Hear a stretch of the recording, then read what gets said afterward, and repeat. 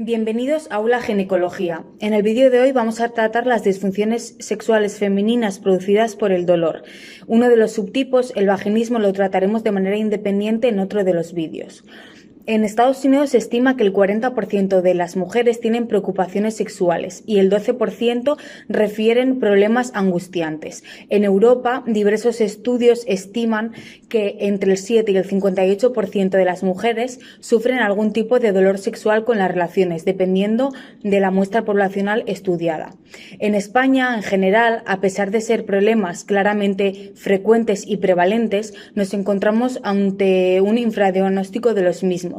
Esto se debe principalmente a la nula formación sexológica en nuestras carreras, a los sentimientos de vergüenza de las pacientes, a la normalización patológica y a la deficiente educación sexual de toda nuestra población, lo cual origina serios problemas de identificación, manejo y abordaje de estos problemas. ¿De qué estamos hablando cuando hablamos de trastornos por dolor? Según la última clasificación del DSM-5, distintos conceptos se han englobado bajo el término de dolor genitopélvico-penetración, que se caracteriza por una resistencia o dificultad permanente o intermitente hacia la penetración vaginal, el cual se manifiesta por uno o varios de estos síntomas. Miedo en anticipación al dolor antes, durante o como consecuencia de la penetración vaginal. Dolor en la pelvis o en el área vulvovaginal como consecuencia de la penetración o el intento de la penetración, y una marcada contracción o resistencia de la musculatura vaginal durante la penetración o antes de la misma.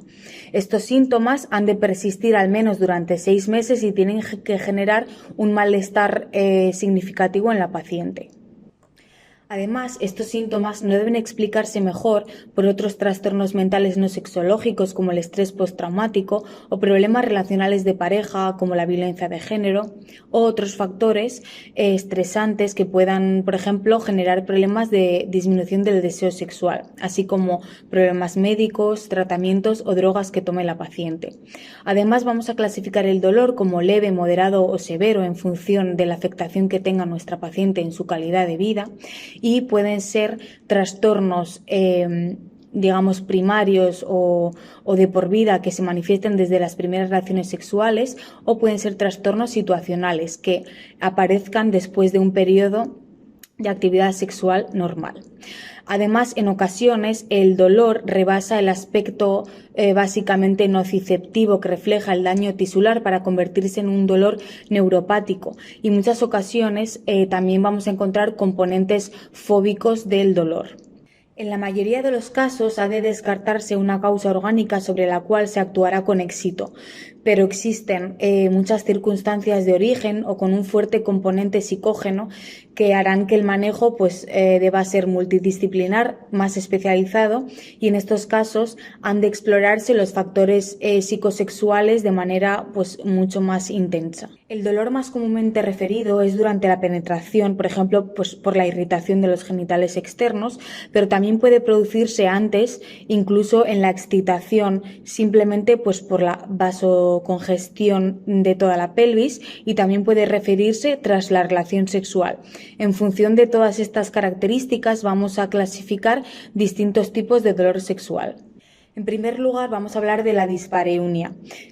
Probablemente sea el término al que más habituados estamos los ginecólogos, y muchas veces a cualquier tipo de dolor vaginal le atribuimos este diagnóstico, incluso en casos de vaginismo, cuando no son lo mismo. En principio, es un dolor que refiere la paciente durante la penetración, que puede ser más superficial en la vagina, en la entrada de la vagina, o más profundo en la pelvis, o ambos. En principio, este dolor a veces se explica o tiene un origen en alteraciones físicas u orgánicas, pero puede empeorar con factores psicógenos. Una de las características definitorias de este tipo de dolor es que no suele impedir la exploración vaginal y son pacientes que siguen manteniendo relaciones sexuales a pesar del dolor. No presentan conductas evitativas. En segundo lugar, tenemos el dolor por atrofia por falta de lubricación. En este caso vamos a diferenciar dos grupos de pacientes, las premenopáusicas y las posmenopáusicas. En pacientes premenopáusicas estrogenizadas, muchas veces los tratamientos con anticonceptivos combinados o solo con progestágenos pueden desencadenar problemas de lubricación. También podemos encontrarnos pacientes con hipoestrogenismos leves, por ejemplo, durante el puerperio o la lactancia. También podemos ver mujeres con problemas dermatológicos o con antecedentes de radiación que expliquen este déficit de lubricación. También hay un grupo de pacientes, que suelen ser pacientes jóvenes, que asocian problemas durante la excitación. Y esto también puede estar relacionado simplemente pues por la falta de experiencia sexual, por una pareja sexual inadecuada y por este tipo de factores psicógenos o relacionales. En las mujeres posmenopáusicas, el déficit estrogénico genera un conjunto de signos y síntomas uroginecológicos que se han acuñado bajo el término de síndrome genitourinario de la menopausia.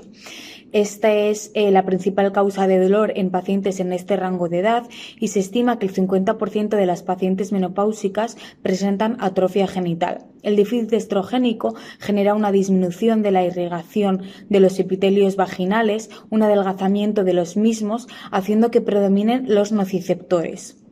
Todo esto conlleva en un aumento del riesgo de las infecciones de orina y un déficit de la lubricación basal, generando sequedad y prurito. Además, esto asocia una serie de problemas durante las relaciones sexuales, disminuyendo la capacidad de estimulación sexual, disminuyendo la lubricación durante el acto sexual y dificultando la consecución del orgasmo y promoviendo la dispareunia. La vulvodinia es el dolor o cualquier sensación desagradable producida en la vulva o en el introito que puede deberse a infecciones, a agentes irritantes, a problemas dermatológicos o inmunológicos y puede presentarse durante la penetración, pero también en los juegos sexuales previos, en la masturbación o incluso puede aparecer en pacientes en situaciones basales sin tener que estar relacionadas con las conductas sexuales.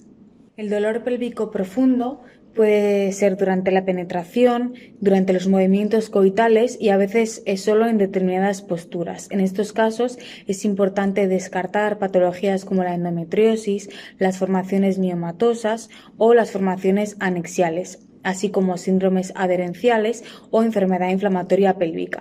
Otro tipo de dolor es el dolor suprapúbico, que suele también asociar síntomas urológicos y a veces puede estar relacionado con infecciones urológicas o con trastornos de tipo cistitis intersticial. Como es lógico pensar, ciertos antecedentes de cirugías pélvicas o perineales, como los desgarros o el trauma obstétrico, así como malformaciones del tracto genital o prolapsos muy severos, pueden justificar también dolor con las relaciones. Podemos encontrar múltiples causas físicas u orgánicas como el origen o como factores mantenedores del dolor, pero vemos que muchas veces, a pesar de hacer un tratamiento adecuado de la causa física, el dolor persiste. Es en estos casos cuando debemos indagar en factores psicosexuales que puedan coexistir o estar relacionados. Muchos estudios han encontrado que estas pacientes presentan patologías de aspecto depresivo, ansioso o de tipo fóbico. También vemos que estas pacientes muchas veces asocian otras disfunciones sexuales como disminución del deseo, de la consecución de orgasmos, de la frecuencia en general de las relaciones sexuales. Y también vemos que los conflictos de pareja muchas veces pueden ser tanto causa como consecuencia de estos trastornos. Las experiencias sexuales previas pueden condicionar una falta de relajación y un miedo anticipatorio que dificulte la respuesta excitatoria sexual y favorezcan el dolor. Por otro lado, los estudios no han podido correlacionar la historia de abusos sexuales con los trastornos por dolor, pero sí que se podrían relacionar con los trastornos de dolor pélvico crónico o los trastornos de la excitación. También es muy importante atender a la educación sexual restrictiva que puedan haber recibido nuestras pacientes, así como las cogniciones negativas que puedan tener frente a la sexualidad. Como en el resto de trastornos sexuales, es muy importante hacer una buena historia clínica con todos los antecedentes médicos, tratamientos que tome la paciente, antecedentes de cirugías y, como hemos dicho antes, pues haciendo especial hincapié en los factores psicosexuales. Tenemos que ver pues eso, qué tipo de educación ha recibido y un poco los aspectos relacionales, si tiene pareja o no. Si tiene pareja, pues ver qué grado de comunicación tienen y ver si ha recibido ya algún tratamiento, si su pareja se ha involucrado en el tratamiento. También es importante pues preguntar sobre las prácticas sexuales que realiza nuestra paciente sin hacer suposiciones ni de su orientación sexual ni del tipo de prácticas que pueda realizar.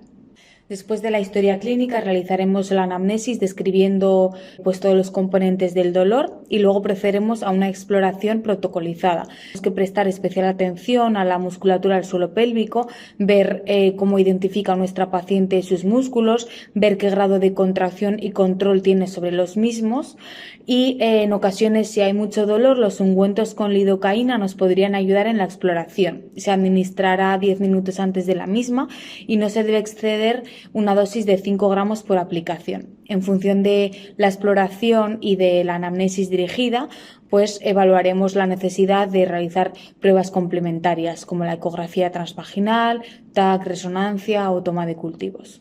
En la base de cualquier intervención terapéutica está el tratamiento de las causas físicas que objetivemos durante la exploración, pero como hemos dicho, muchas veces se van a desarrollar conductas fóbicas o incluso comorbilidades psiquiátricas secundarias como ansiedad o depresión, y en estos casos más complejos pues tendremos que recurrir a la terapia sexual.